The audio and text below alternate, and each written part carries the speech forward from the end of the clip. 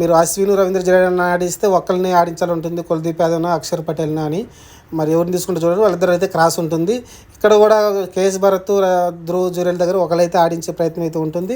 ఇంకా ఫాస్ట్ బౌలింగ్లో లాస్ట్ 11-10లో వచ్చేసి ఇంకా బుమ్రా అలానే సిరాజ్ అయితే ఉంటారు.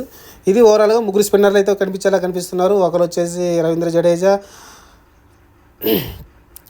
జడేజా, అశ్విన్ అలానే అక్షర్ పటేల్ అయితే ఈ ముగ్గురు ఉండేలా కనిపిస్తున్నారు. ఫాస్ట్ బౌలింగ్ వచ్చేసి సిరాజు అలానే బుమ్రా అయితే కనిపిస్తున్నాడు. ఇది ఓవరాల్గా ఇలా అయితే టీం అయితే ఉండే అవకాశం కనిపిస్తుంది. ఇది మరి చూద్దాం రేపు మ్యాచ్లో టీం ఎలా ఉంటుందో. మరి కేఎస్ భరత్ని ఆడిస్తారా? చాలా ఉత్కంఠ కలుగుతుంది. ఇదే మీ విషయం అనమాట. కేఎస్ భరత్ని తప్పించి ధ్రువ్ జురేల్ని ఆడిస్తారా? రెండోది వచ్చి సర్ఫరాజ్ ఖాన్ డెబ్యూ చేయబోతాడు. 100% డైరెక్ట్గా 11లో అయితే ప్లేస్ వస్తుంది. మరి అతను ఎంతవరకు ప్రూవ్ చేసుకుంటాడు? ఎందుకంటే కొన్ని వేల రన్స్ అయితే రంజీ ట్రోఫీల్లో అతను అయితే డొమెస్టిక్లో పర్ఫామ్ చేయడం చూసి